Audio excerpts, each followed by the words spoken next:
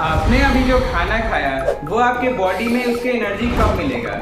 चलिए समझते हैं class 10th biology life processes का एक इंटरेस्टिंग टॉपिक रेस्पिरेशन, कि कैसे हम जो फूड खाते हैं वो ग्लूकोज बनता है और ग्लूकोज से एटीपी बनता है। चलिए समझते हैं।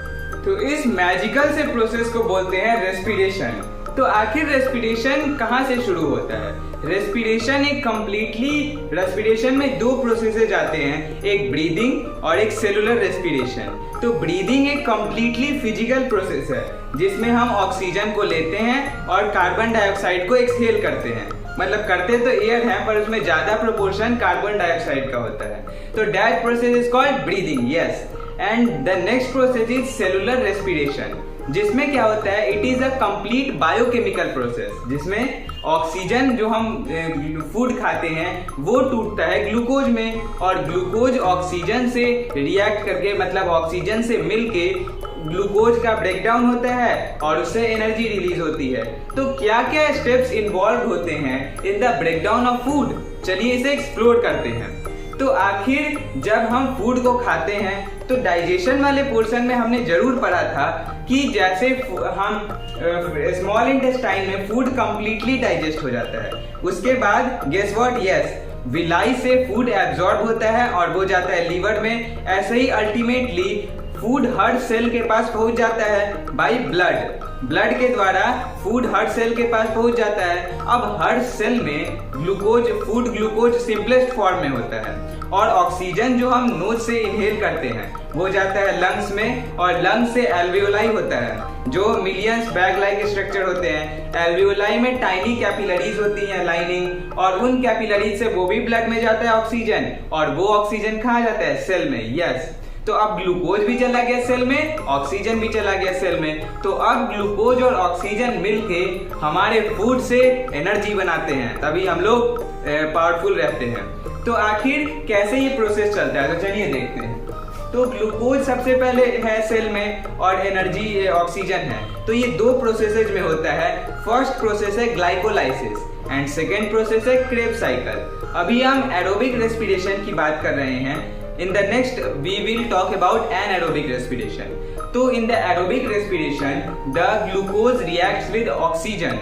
ग्लूकोज टूटता है पाइरुविक एसिड में, और इसी प्रोसेस को the breaking down of glucose to form pyruvic acid और पाइरुवेट इनसाइड साइटोप्लाज्म, ये प्रोसेस होता है साइटोप्लाज्म में, और इस प्रोसेस को हम बोलते हैं ग्लाइकोलाइसिस। ग्लूकोज का टूटना तो ग्लाइकोलाइसिस। उसके बाद क्या होता है, उसके बाद पाइरुविक एसिड जो होता है वो माइटोकॉन्ड्रिया में, और ये प्रोसेस एरोबिक होता है। माइटोकॉन्ड्रिया में जो होता है ये बस एरोबिक रेस्पिरेशन वाले जानवरों में ही होता है। तो माइटोकॉन्ड्रिया में क्या होता है, पाइरुविक एसिड ऑक्सीजन से मिलकर वो टूटता है और बनाता है कार्बन डाइऑक्साइड, वाटर और एनर्जी। तो अल्टीमेटली ये है आपका एरोबिक रेस्पिरेशन का रिएक्शन, जो कि ह्यूमन सेल्स या वैसे ऑर्गेनिजम्स जिनका एनर्जी रिक्वायरमेंट ह्यूज होता है उनमें होता है। Now what about organisms which are less evolved, या जैसे बैक्टीरिया, फंगी, या हमारे ही बॉडी के जो मसल सेल्स, जब हम प्रोलॉन्ग्ड एक्सरसाइज करते हैं तो हमारे पास ऑक्सीजन डिफिसिट हो जाता है। तब क्या होता है, तभी लैक ऑफ ऑक्सीजन में रेस्पिरेशन होता है, क्योंकि एनर्जी तो यूनिवर्सल है, वो तो सबको चाहिए।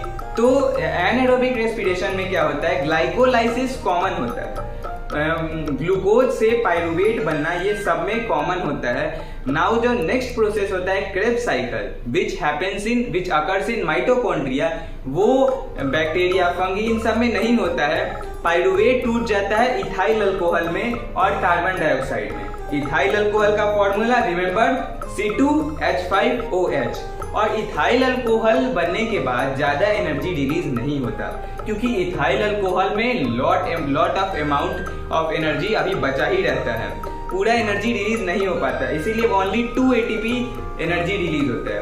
अच्छा, ATP में एनर्जी स्टोर कैसे होता है, तो ATP हमारे सेल में ADP के फॉर्म में होता है, एडिनोसिन डाइफॉस्फेट, मतलब 2 फॉस्फेट लिंकेज होते हैं।